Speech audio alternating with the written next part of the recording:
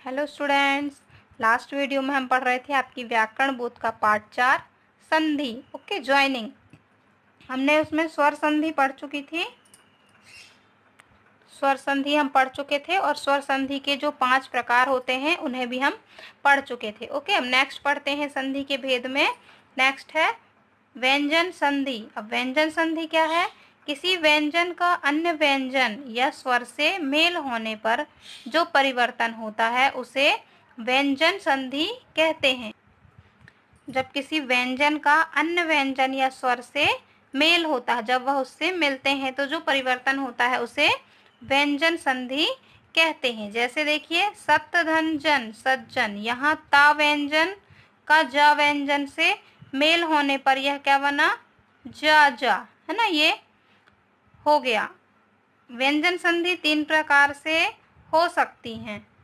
पहला है व्यंजन का किसी स्वर से मेल, व्यंजन का किसी व्यंजन से मेल और स्वर का किसी व्यंजन से मेल। ओके, 3 कंडीशन में स्वर संधि व्यंजन संधि हो सकती है ना। व्यंजन का किसी स्वर से मेल, पहला है तो एक एग्जांपल देखिए, दिक धन अंबर, तो ये क्या हुआ? दिगंबर।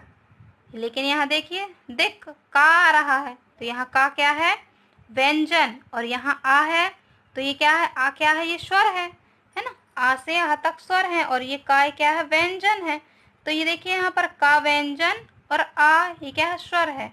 तो ये का व्यंजन और आ स्वर के मेल से बना। तो यहाँ देखा ना आपने, व्यंजन का किसी स्वर से मेल, तो व्यंजन क्या है? का, और स्वर आ, दोनों का मेल हुआ। ओके, अब नेक्स्ट देखिए, व्यंजन का किसी व्यंजन से मेल, मतलब दोनों व्यंजन होंगे और उनका मेल होगा। उत धन ज्वल, क्या बना? उज्ज्वल। अब यहाँ ता क्या है? व्यंजन है और ये जा भी है, क्या है? व्यंजन है ये। तो ये दोनों व्यंजन हुए ना, तो दोनों व्यंजनों का मेल हुआ यहाँ पर। ओके, अब नेक्स्ट देखिए, स्वर का व्यंजन से मेल, मतलब पहला उसमें जो अक्षर आएगा वह स्वर आएगा। आ धन छादन, आच्छादन हुआ। तो ये आ क्या है? ये आ स्वर है और छा ये व्यंजन है।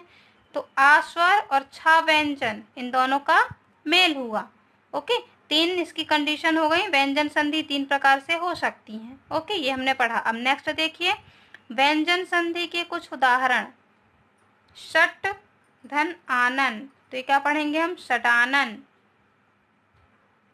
देखिए यहाँ भी हुआ ना, वैसे ये व्यंजन और यहाँ पर स्वर। फिर है जगत धन ईश, तो ये क्या हुआ? जगदीश। उत धन चारण, उच्चारण। सम धन कल्प, संकल्प। परिधन शत, तो परिषद। वैसे ही जगत धन नाथ, ये क्या हुआ? जगन्नाथ। सत धन मार्ग, सन्मार्ग। ये धन को वैसे हिंदी में जमा भी पढ़ सकते हैं, जैसे सत जमा मार्ग, उत जमा लास, है ना, उल्लास। सम जमा सार, संसार, ऐसा भी पढ़ते हैं इसको। ओके, नेक्स्ट है सुधन समा, तो क्या हुआ? सुषमा। ओके, ये हुई व्यंजन संधि। अब थर्ड देखिए क्या है? विसर्ग संधि। विसर्ग संधि क्या है? आपको पता है ना, विसर्ग, ये 2 डॉट लगते हैं जो, तो इन 2 डॉट को हम क्या कहते हैं? विसर्ग कहते हैं। स्वर या व्यंजन के साथ विसर्ग, स्वर या व्यंजन के साथ विसर्ग के संयोग से विसर्ग में जो परिवर्तन होता है उसे विसर्ग संधि कहते हैं, है ना। स्वर या व्यंजन के साथ जब विसर्ग के संयोग से विसर्ग में ही परिवर्तन होता है तो उसे हम क्या कहते हैं? विसर्ग संधि कहते हैं। जैसे देखिए, दोह, ये आया ना, ये हा, जो ये विसर्ग लगता है ये हा के उच्चारण के लिए यूज किया जाता है ना। तो दोह धन जन, लेकिन इसमें हम क्या बनेंगे? स्वर या व्यंजन के साथ विसर्ग का संयोग हुआ और उसमें परिवर्तन क्या हुआ? यहाँ देखिए, दोरजन हुआ ना, ये परिवर्तन हुआ। यहाँ पर दोह जन हम नहीं पढ़ेंगे, क्या पढ़ेंगे हम? दोरजन। तो ये विसर्ग, ये हुआ विसर्ग का जा व्यंजन से मेल ना, ये जा व्यंजन से मेल हुआ इसका। ओके, नेक्स्ट है देखिए उदाहरण और विसर्ग संधि के कुछ उदाहरण और। नेह धन बल, तो इसको क्या पढ़ेंगे हम? निर्बल।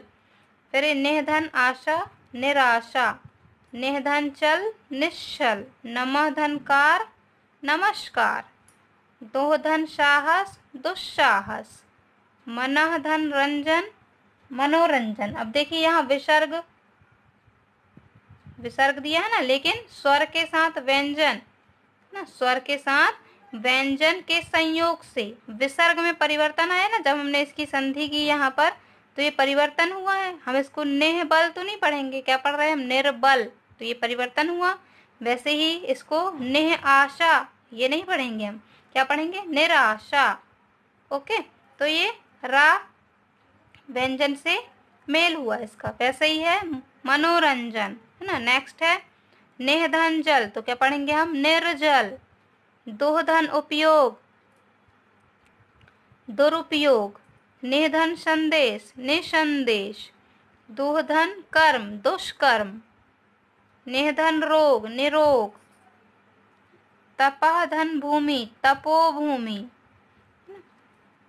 तो ये हुई विसर्ग संधि के, ये हमने पढ़ा जब स्वर या व्यंजन के साथ विसर्ग के संयोग से विसर्ग में ही परिवर्तन होता है तो वह क्या कहलाती है, विसर्ग संधि। ओके स्टूडेंट्स, तो आप आज का होमवर्क आपके लिए कि व्यंजन संधि और विसर्ग संधियों को आप अच्छे से पहचानना सीखेंगे। और जो व्यंजन संधि में जो व्यंजन संधि 3 प्रकार की हो सकती हैं, आप इनको अच्छे से पढ़ेंगे। Okay students, okay, bye bye, good day.